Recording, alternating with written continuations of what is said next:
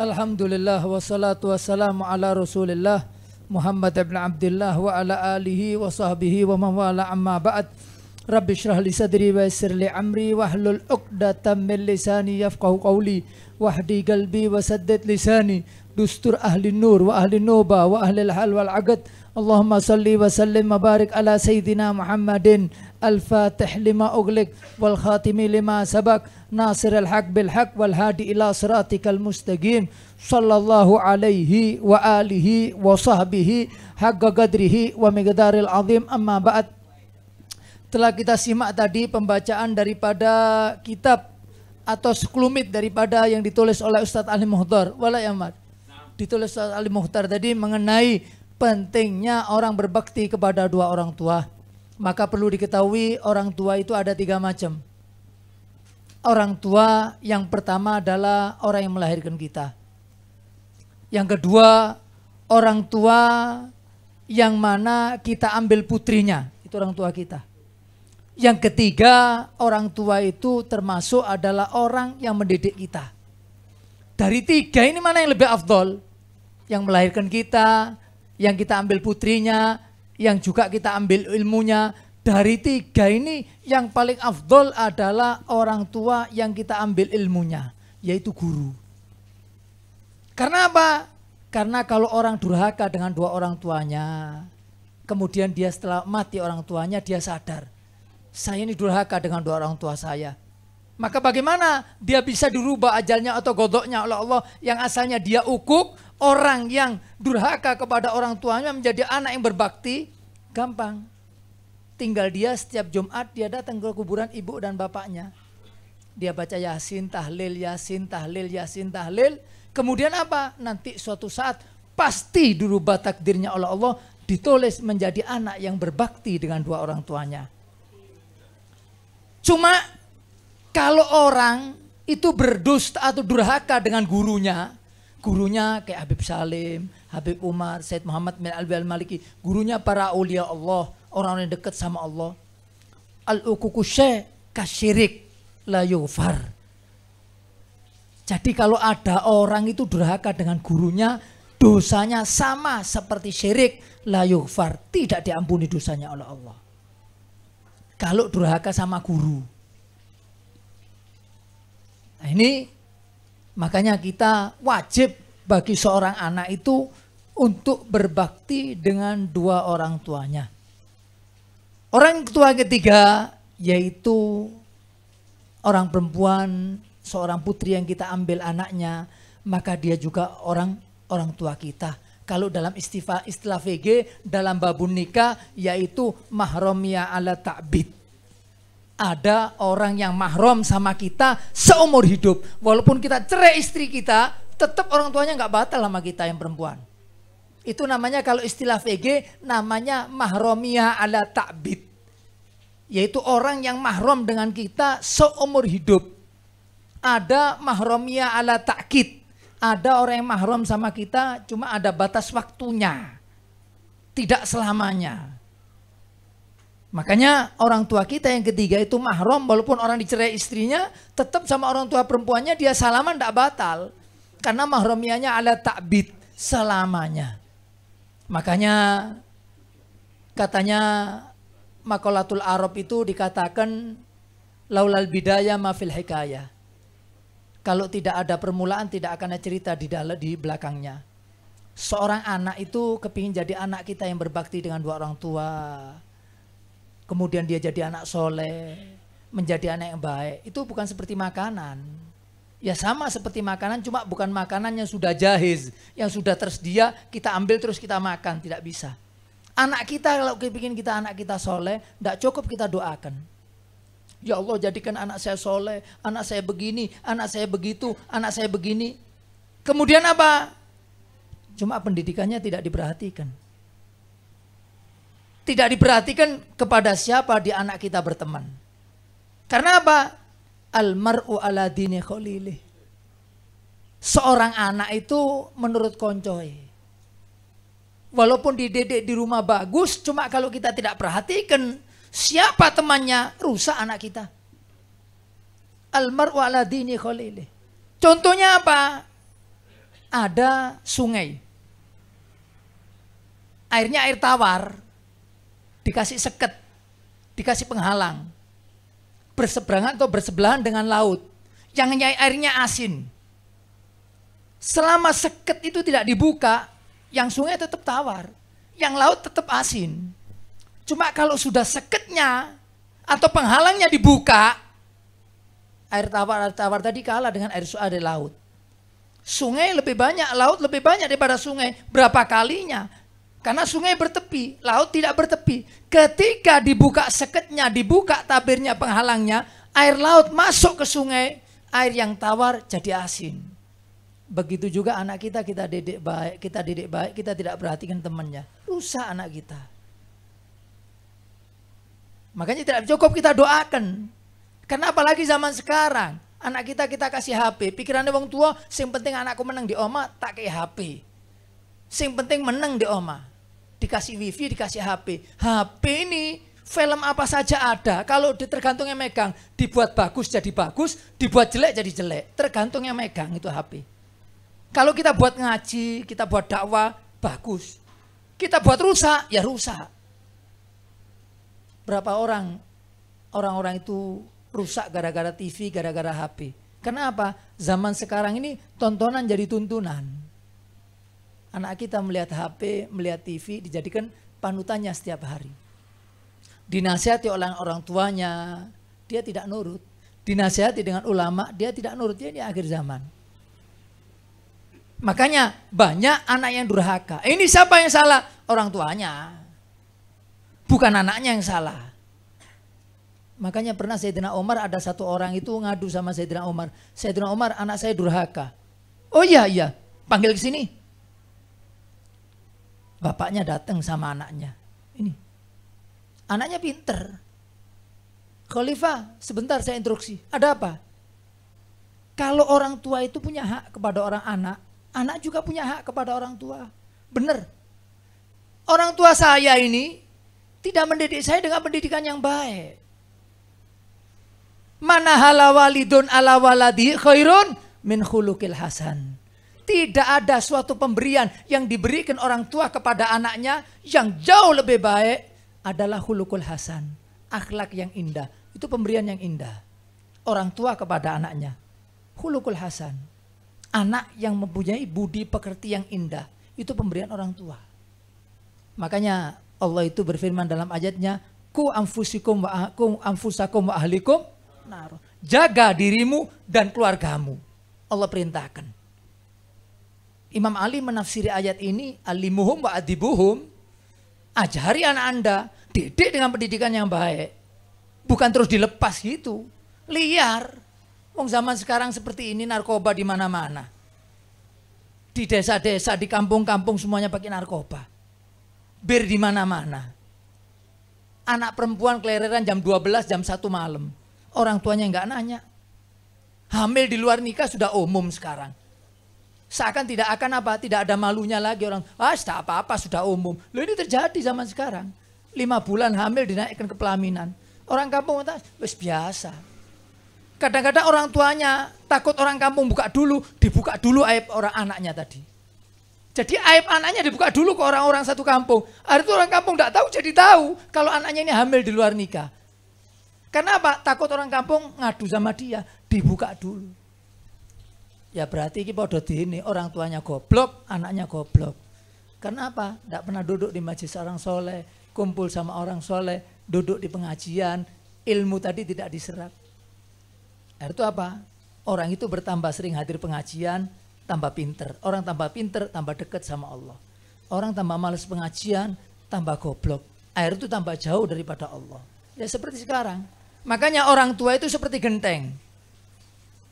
Air hujan itu turun ke genteng, dari genteng jatuh ke tanah, ke talang dulu, dari talang jatuh ke tanah. Kalau genteng kita bersih, air yang jatuh ke talang juga jernih. Kalau genteng kita tadi kotor, air yang jatuh ke talang juga keruh. Kalau bapak dan ibunya bukan ahli majelis, anaknya gak ngaji, gak hadir majelis dibiarin aja. Karena orang tuanya. Karena orang tua itu cermin. Bagaimana kita bisa meninggalkan kenangan yang indah sama anak-anak kita? Kayak orang tua kita, waduh aku biar gak ngaji mbak apa, disambleki. Gak rotip disambleki. Nah itu kan kenangan, cerita, kenangan yang indah. Bagaimana orang tua tadi meninggalkan kenangan yang indah untuk anak-anaknya tadi. Saya dulu bisa sholat gara-gara ayah saya. Saya dulu sering hadir majelis gara-gara orang tua saya. Sejak kecil sudah diajak ke rumahnya Habib, ajak khol, ajak majelis, kenal Habib ini. Ya orang tua saya yang mengenalkan. Nah itu. Karena orang tuanya bukan ahli majelis, dibiarkan aja. Pernah ada satu orang di Hadramut, namanya bangsanya Jamalulail, siapa? Abahnya alim. Abahnya alim. Datang ke satu orang alim yaitu Bang Samad Haj. Dia datang ke situ, abahnya alim di bawah anaknya. Ya Syekh, tolong doakan anak saya. Apa doanya orang alim tadi didoakan? Saya doakan anak kamu jauh lebih alim daripada kamu. Maka bapaknya tadi syukur kepada Allah. Karena tidak ada yang menjadi kenangan, menjadi penyenang untuk orang tua kecuali dia lebih alim daripada bapaknya. Ni'amul ilahi alal ibadi kathiratun wa ajallahunna najabatul auladi. Nikmat Allah sama manusia ini banyak. Di antara yang terbesar dan terindah adalah apa? Najabatul auladi. Kepintaran seorang anak. Itu yang terindah.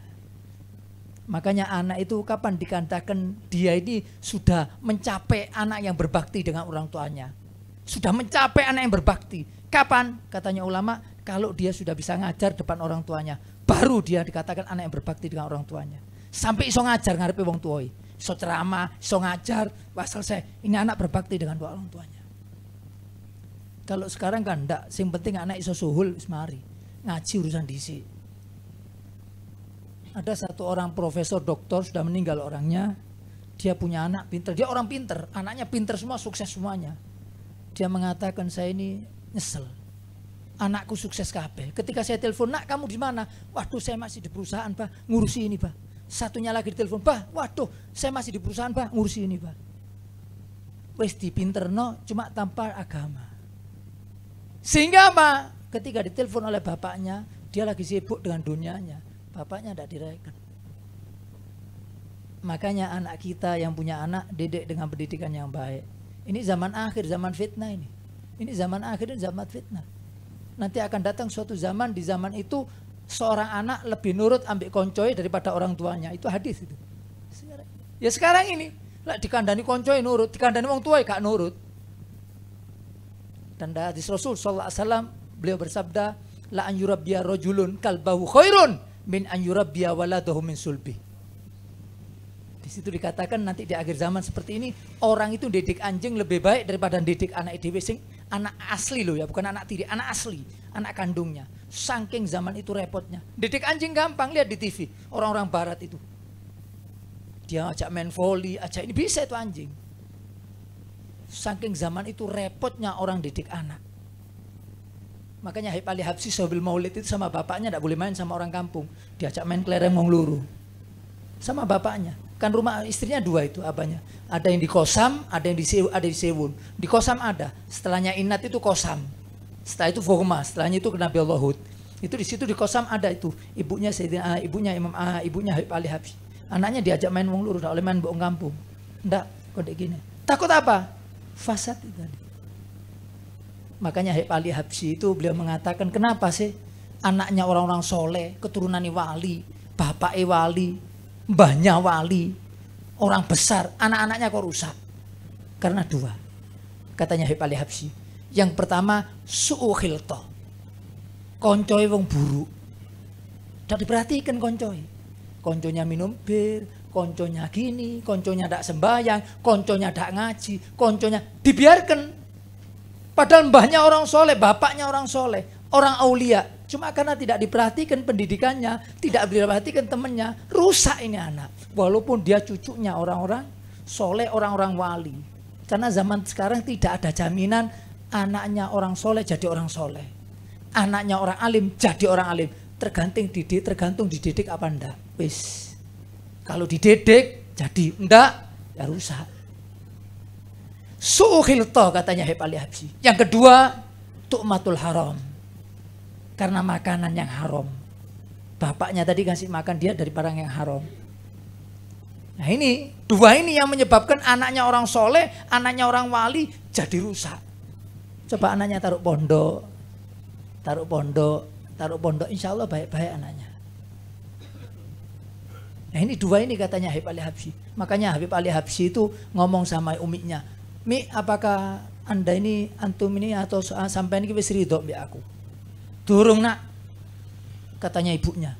Sampai kapan bu? Sampai kamu bisa menemukan saya dengan Rasulullah, katanya ibunya. Waduh, kata Habib Ali Habsyi. Habib Ali Habsyi itu ketemu Rasul setiap malam ya. Hari itu dia tambah sholawatnya. Rasul datang ke kamarnya beliau malam-malam. Rasulullah datang. Hari itu Habib Ali, sebentar Rasulullah, saya mau panggil umi saya. Dia lari ke kamar ibunya. Waktu itu masih kecil. Maka dia lari, dia ketuk pintu ibunya. Kemudian dia mengatakan, Bu, itu di kamar saya ada Rasulullah. Hari itu masuk ibunya, ada Rasulullah, ketemu wong loro. Doakan saya Rasulullah, terus doakan ini Habib Ali Habsyi. Didoakan dua-duanya, setelah itu Rasul sallallahu alaihi wasallam pergi. Sekarang saya baru ridho sama kamu. Oh, no wong tua saya ngono. Ndak ada, Pak. Ya karena semua pendidikan ini akhir kita ini hidup di ambang pintu kiamat. Sudah rusaknya fasadnya seperti ini. Ini kerusakan di mana-mana. Katanya Rasul sallallahu alaihi wasallam waktu mau meninggal, Jibril datang. Ya Jibril, apakah saya setelah mati kamu datang lagi ke bumi? Iya ya Rasulullah, saya datang 10 kali ke bumi. Mengambil 10 mutiara bumi. Yang pertama apa? Panjangnya yang pertama ya. Di antaranya katanya Jibril, saya ambil hubungan tali silaturahmi antara famili sudah tidak ada. Kayak saiki kurang memperhatikan hubungan antar famili. Kalau orang-orang dulu itu Masya Allah ya.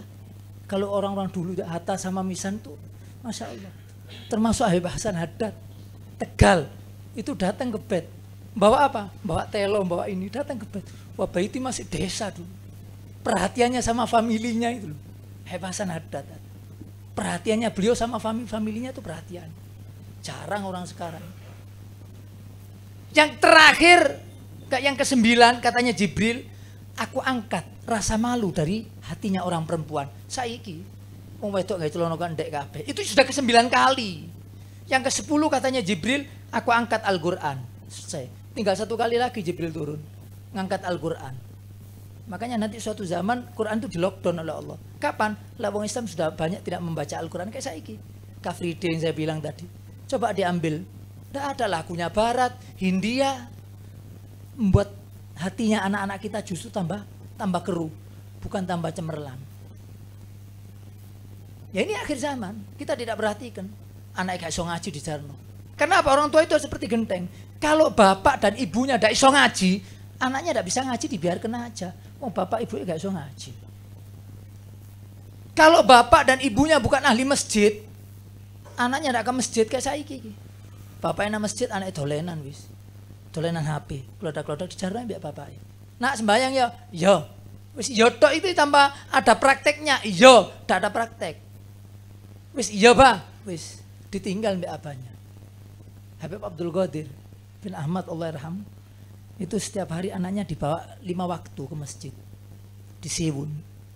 Suatu ketika Habib Abdul Qadir, abahnya ini Habib Ahmad keluar kota, tinggal. Pulang, Habib Ahmad ini tadi tanya sama orang di masjid, kok ndelok anakku ndak Abdul Qadir sembahyang 5 waktu? Oh ya saya lihat, saking perhatiannya sama sholat. Oh nak wong saiki teko lunga terus takon ke masjid, kok ndelok anakku enggak? Gak ono bah, sakarepmu habis sembahyang, gak sakarepmu. Abdul Qadir ini diperhatikan. Kamu lihat anak saya sholat? Oh iya saya lihat. Alas dibiarkan. Makanya jadinya seperti itu. Karena anak itu seperti pohon ya. Pohon itu si cilik kena diotak-atik. Kalau sudah besar repot sudah. Sudah menjadi pohon besar repot. Makanya banyak orang tua kewalahan zaman sekarang. Karena apa? Laulal bidaya mafil hikaya. Karena pertamanya tidak dididik. Wis gede baru dicak kere-keran bah. Wis umur 17. Dicak kere-keran. Karena dari pertamanya tidak dididik. dibawa ke orang soleh, dimintakan doa, diajak ke hall, diajak majelis. Majelis ini turun rahmatnya Allah, kena anak kita, nanti akan berubah. Inda dzikri sholihin tanzilur, lah sudah itu. Ketika dibacakan orang-orang soleh kayak Dalailul Khairat, Burda dan lainnya, ini turun rahmatnya Allah yang akan memberikan motivasi, semangat kepada anak kita untuk jadi orang soleh. Ya, karena apa? Orang baca Burda sekali lebih baik daripada membaca Dalail 40 kali. Baca Burda itu Habib Salim waktu di Burda Ketapang itu, dia mengatakan orang baca Burda sekali jauh lebih baik daripada membaca Dalail 40 kali. Nanti Burda ini Al-Imam Al-Busiri fadilahnya katanya Habib Salim itu lebih baik daripada 40 kali baca Dalail. Orang-orang dulu kan itu mereka perhatian sama anak-anaknya. Sekarang orang tua tidak perhatian sama anak-anaknya. Dibiarkan, akhir itu kewalahan. Sudah kewalahan, dia mau lari kemana sudah sekarang. Kenapa? Tidak mendidiknya. Kalau dididik mulai kecil, dia akan terbiasa dengan kebaikan.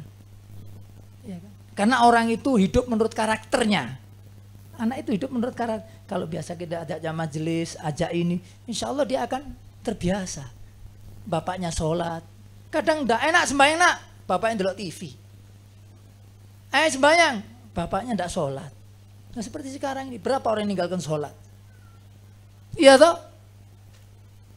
Makanya wedi mbek corona tidak wedi sama Allah. Ini artinya akhir zaman ini. Banyak orang tidak sholat cuma takut sama corona. Padahal kena corona belum tentu mati.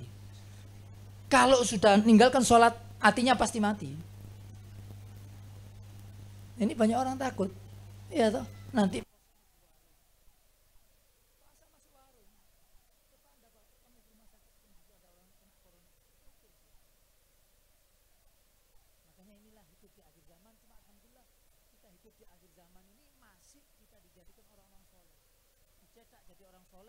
dikumpulkan jadi orang soleh. Ini pelipur lara kita, pelipur hati kita ketika kita nanti di alam barzah. Ya ini sudah duduknya kita di tempat orang soleh, di majelis orang soleh, cinta dengan orang soleh. Ini zaman ini, ya kan? Terutama wabil khusus lagi sampai duduk dengan para habaib. Seorang ulama mengatakan siapa yang hadir pengajiannya habaib, dia dikasih dua oleh Allah, dipanjangkan umurnya, diluaskan rezekinya. Ya toh?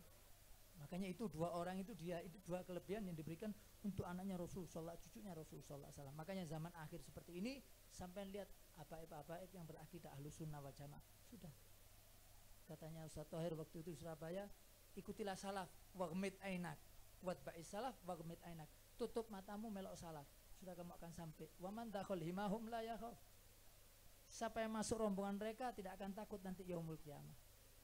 Diceritakan terakhir ada orang ini sering ikut kholnya Habibullah bin Ali Al-Haddad Sangeng. Dia sering ikut. Ya mungkin tidak tiap tahun, cuma dia pernah ikut. Meninggal, tua tetangga saya. Si istrinya kena stroke sembuh. Tak tanya, ibu, sampai tidak pernah mimpi suami sampean? Padahal suami sambung. Pernah, Bib. Saya ini seakan-akan masuk ke kuburannya Habibullah Haddad, kan ada pintunya. Saya buka dua. Di situ banyak spring bed kayak pondok. Termasuk istri saya ditampung di situ.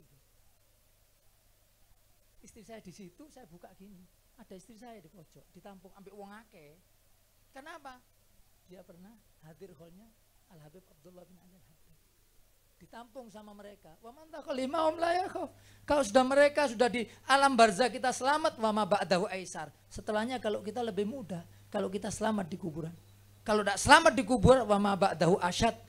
Kalau sudah tidak selamat di kuburan, fama ba'dahu asyad, setelahnya jauh lebih sulit dan lebih sulit lagi persidangannya. Karena apa? Katanya Bakar masyhur, kalau orang soleh seperti kita itu nanti yaumul qiyamah nunggu persidangan yang panjang bertahun, ratusan tahun, sampai orang di padang mahsyar itu mengatakan, ya Rob, kalau saya harus masuk neraka, lebokno wis gak usah disidang. Padahal neraka jauh lebih panas daripada matahari yang sejengkal. Cuma kalau kita orang-orang mukmin, orang-orang soleh, itu nanti Allah akan munculkan makanan dari kaki kita. Nanti kita ngambil makanan dari kaki kita, keluar dari tanah nanti kita ngambil. Terus kita nunggu persidangan yang begitu lama itu seperti orang sholat 2 rakaat tanpa surat. Baca Fatihah, ruku, sujud. Jadi pun waktu 3 menit lah. Menunggu persidangan yang begitu dahsyat dan begitu lama. Satu orang 100 tahun ditajak interview sama Allah. Satu orang 100 tahun. Yang pertama kali nanti menghadap Allah Imam Ali sama Muawiyah. Yang pertama kali disidang sama Allah. Itu katanya Imam Jalaluddin As-Suyuti dalam kitabnya Tuhfatul Ahbab. Itu dikatakan di situ pertama kali yang disidang oleh Allah yaitu Imam Ali sama Muawiyah. Dan orang yang terakhir, yang pertama kali masuk surganya Allah, yang pertama kali menerima buku Sayyidina Umar bin Khattab. Pertama kali yang ngambil buku catatannya nanti dari tangan kanannya. Dan orang yang pertama kali, orang yang terakhir masuk nerakanya Allah adalah Hanad dari suku Juhaina. Hanad dari suku Juhaina. Itu Imam Qurtubi. Dalam kitabnya Tadhkirah Qurtubi dikatakan orang yang terakhir masuk neraka yaitu Hanad. Setelah dia mendekam di Jahanam 700.000 tahun. Kalikan 7 miliar. Itu terakhirnya Hanad. Makanya di Saudi banyak orang namanya Hanad. Saudi banyak. Sayyidina Umar ketika mendengar Hanad, ya laitani Hanad. Beruntungnya kalau saya jadi Hanad. Kenapa? Walaupun lama di Jahanam masih ada kesempatan masuk surga. Bukan seperti orang kafir. Dia kekal selamanya di neraka Allah illa ma syaa rabbuk, sampai waktu yang dikehendaki oleh Allah. Makanya alhamdulillah di akhir zaman kita dudukkan dengan para habaib dan kita didudukkan oleh majelis orang soleh. Kita masih berakidah ahlus sunnah wal jamaah dan kita dimatikan dalam keadaan ahlus sunnah wal jamaah dan dihidupkan dalam akidah ahlus sunnah wal jamaah. Dan semoga oleh Ustaz Ali Mukhtar diberikan panjang umur, diberikan sehat walafiat. Semuanya yang di sini wabillahi taufiq siban, Habib Abdullah, Habib Agil dipanjangkan umurnya, juga habaib yang lainnya dipanjangkan umurnya, bisa membimbing kita ke thariqatus salaf, dan dipanjangkan umur kita, dan juga Habib Ahmad yang di belakang itu. Habib Ahmad, Habib Soleh bin Ahmad ada mulai tawila, ada mutawadhi ada. Masya Allah, semoga dipanjangkan umurnya, diberi kesehatan oleh Allah Subhanahu wa taala. Rabbi haqqi rabbana hab lana min azwajina wa dhurriyyatina qurrata a'yun waj'alna lil muttaqina imama. Allahumma barik lana fi auladina wahfazhum wa la tadurruhum wa wafiqhum li ta'atika warzuqna birrahum wa la tu'adzibna fil hal wal mal wal ahl wal iyal innaka sami'ud du'a. Allahumma ij'al hadzal bait mabruk, bait marzuq, bait mahrus, wahfaz min hadzal bait min jamil afat wal ahad wal fitan wal baliyat. Ma dhahara minna ma batan wa barik fi sakinihi wa barik ma fihi wa amur hadzal bait bis shalah wa bi qiraatil Qur'an wa bi tadrisil ilm ya rabbal alamin. Rabbana atina fid dunya hasanah wa fil akhirati hasanah wa qina adzaban nar. Sallallahu ala sayyidina Muhammadin wa ala alihi wasallam wal afu minkum. Assalamualaikum warahmatullahi wabarakatuh.